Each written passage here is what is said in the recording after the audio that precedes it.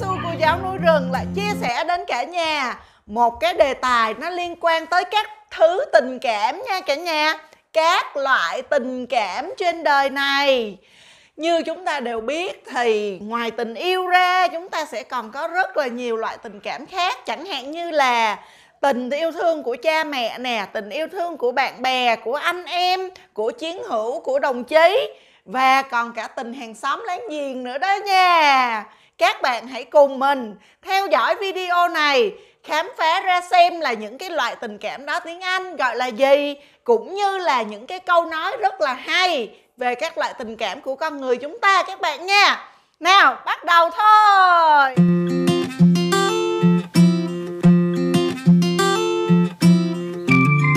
Đầu tiên mình muốn chia sẻ đến các bạn đó chính là tình cha con.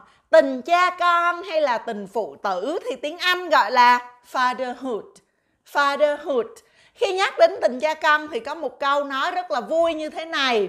Câu nói này có nghĩa là mỗi ông bố phải nhớ rằng sẽ có một ngày con của mình sẽ học tập theo những cái gì mà mình làm, chứ nó sẽ không có thèm nghe lời mà mình khuyên đâu.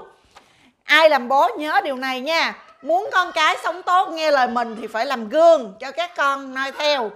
Sẽ có một ngày là nó sẽ không thèm nghe các bạn khuyên gì đâu, mà nó chỉ nhìn vào hành động bạn làm và nó bắt chước thôi. Là every father should remember that one day his son will follow his example instead of follow his advice. Follow his example là làm theo tấm gương của bố, và advice là làm theo lời khuyên. Như vậy câu này nói sang tiếng Việt nó có nghĩa là một ngày nào đó thì con nó sẽ làm theo những gì mà bạn làm, chứ nó sẽ không thèm nghe lời bạn khuyên nữa. Muốn nó bỏ hút thuốc thì tốt nhất mình đừng có hút thuốc. Muốn nó không có đụng vô nhậu nhẹt thì tốt nhất mình đừng có thèm nhậu nhẹt gì cả thì nó mới nghe. Chứ mà cứ suốt ngày đi nhậu nhẹt be bét rồi hút thuốc phà mà đòi con không hút thuốc làm sao mà được, đúng không? Như vậy câu này chính là every father should remember that one day his son will follow his example instead of his advice.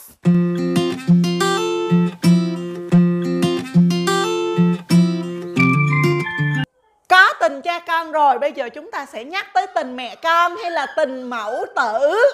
Cái thứ tình cảm này là một cái thứ tình cảm nó rất là đặc biệt. Trời ơi, tình mẫu tử nha, mình nói thiệt cho các bạn, nó đặc biệt tới nỗi như thế này nè. Ở tiếng Anh khi mà nhắc tới tình mẫu tử người ta nói như vậy nè: I do believe in love at first sight because I'm a mom. Câu này có nghĩa là tôi hoàn toàn tin vào tình yêu sét đánh bởi vì tôi là mẹ mà. Có người mẹ nào nhìn vô con là đều thương con liền, đúng không? Nhưng mà theo mình nghĩ cái câu này mình sẽ sửa lại một tí, đó là I do believe in love before first sight because I'm a mom. Love at first sight là vừa gặp đã thương rồi. Nhưng mà nếu mà là một người mẹ thì có lẽ là chưa cần gặp mặt con cũng đã thương rồi.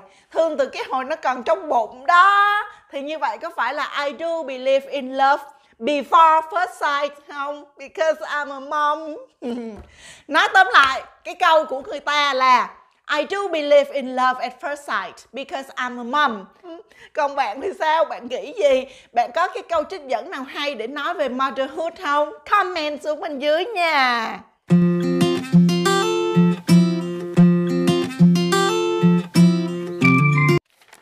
Tiếp theo mình sẽ nói đến tình anh em. Tình anh em sẽ là brotherhood.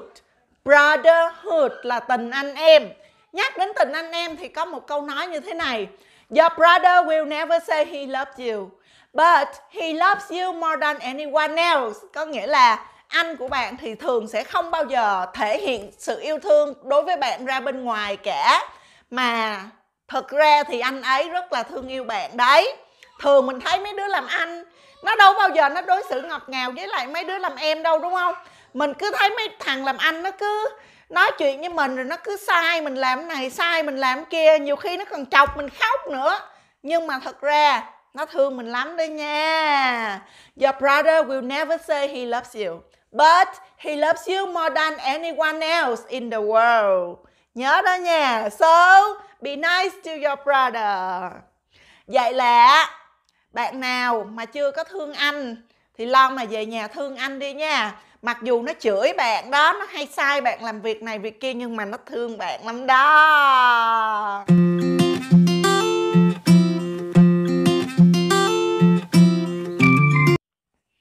Nhắc tới tình anh em thì sẽ phải có tình chị em đúng không? Nếu như tình anh em là brotherhood thì tình chị em chính là sisterhood. Đúng rồi, sisterhood là tình chị em.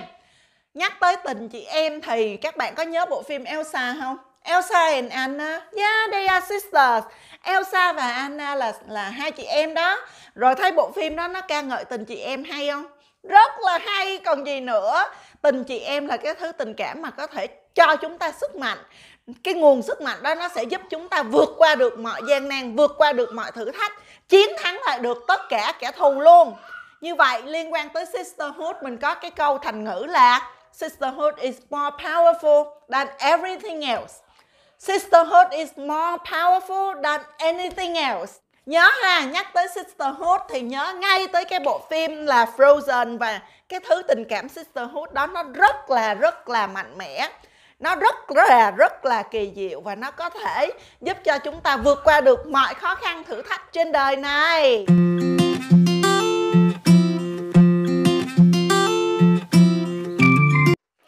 Rồi, cha con, mẹ con, anh em, chị em. Rồi bây giờ sẽ có một loại bạn, đó là tình bạn. Nhắc tới tình bạn thì có rất là nhiều câu. Và cái thứ tình cảm bạn bè này nó còn phổ biến tới mức mà người ta dành hẳn cả một ngày để người ta tổ chức ngày tình bạn luôn đó. Celebrate Friendship Day. Tổ chức ngày tình bạn, ăn mừng ngày tình bạn nào. Let's celebrate Friendship Day. Ăn mừng ngày tình bạn thôi. Ngày tình bạn là ngày mấy? Mình quên rồi. Mấy bạn Google thử đi. Có một ngày là để dành riêng là để tổ chức ăn mừng ngày lễ tình bạn đó.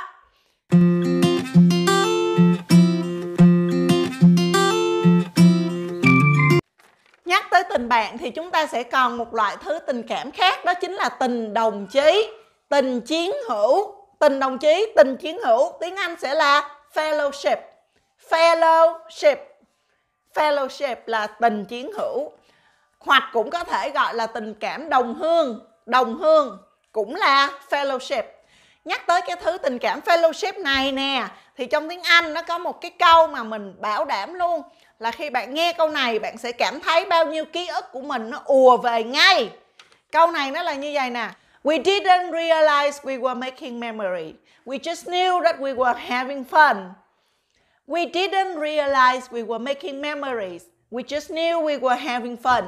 Câu này có nghĩa là khi mà bạn đang làm một cái điều gì đó, khi mà bạn đang đi chơi, hoặc là bạn đang cùng với lại một cái người chiến hữu của mình trải qua một cái điều gì đó, thì bạn không nhận ra là cái lúc mà bạn đang cùng với lại người bạn của mình làm điều đó là bạn đã tạo ra ký ức cho bạn và người ấy. Nhưng thật ra lúc mà bạn làm cái hành động đó thì bạn chỉ biết là làm cho vui thôi. Lúc mình với lại thằng bạn đó của mình nó đi bắn chim, nó đi bắt cá, thì khi mà bạn với lại người bạn của bạn làm cái hành động đó, không có để ý đâu, không có để tâm là lúc đó là mình đang tạo ra ký ức cho cái giai đoạn đó của mình.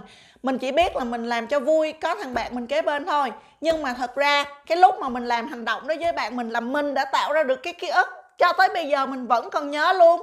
Making memories là tạo ra ký ức, và having fun có nghĩa là làm cho vui thôi. Nguyên câu đầy đủ, mình nói lại lần nữa ha. Khi mà mình cùng thằng bạn của mình đi tắm xong thì mình không có ngờ là cái việc tắm xong đó sau này nó lại trở thành ký ức của mình. Mình chỉ biết là cái lúc đi tắm xong đó là nó rất là vui thôi. Thì câu này tiếng Anh các bạn sẽ nói là We didn't realize we were making memories. We just knew we were having fun.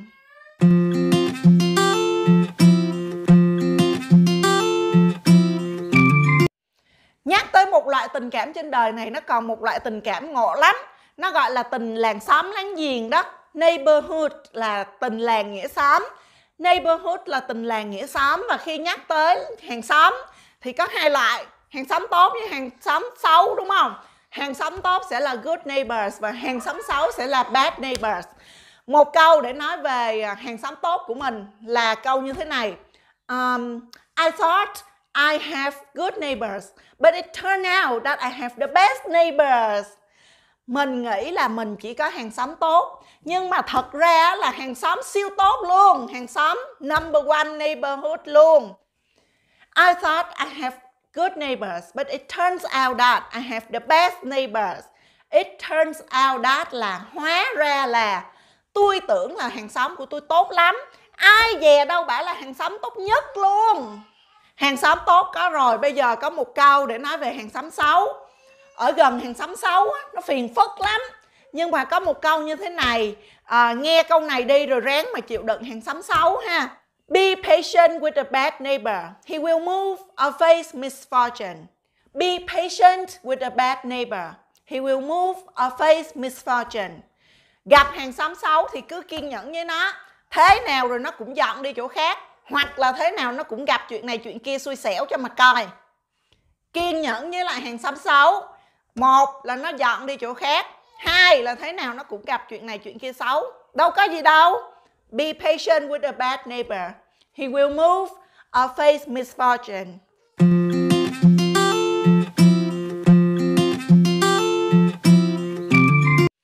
Và cuối cùng mình muốn chốt lại với các bạn trong video ngày hôm nay, đó chính là tình yêu thương. Sống trên đời này là phải biết yêu thương lẫn nhau. Phải có tình yêu thương thì cuộc sống mới tốt đẹp lên được, đúng không? Tình yêu thương là love. Và như vậy, cái câu thành ngữ như thế này nè. I don't know what love is until you come. Mình không biết tình yêu là gì cả, mình không biết lòng yêu thương là gì cả cho tới ngày bạn xuất hiện trong cuộc đời mình.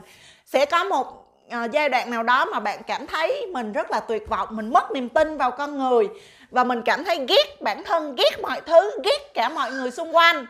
Và ngay lúc đó thì có một người xuất hiện và người đó mang lại cho mình một cái sự yêu thương, một cái sự động viên, một sự khích lệ nào đó và bạn cảm thấy rất là ấm lòng.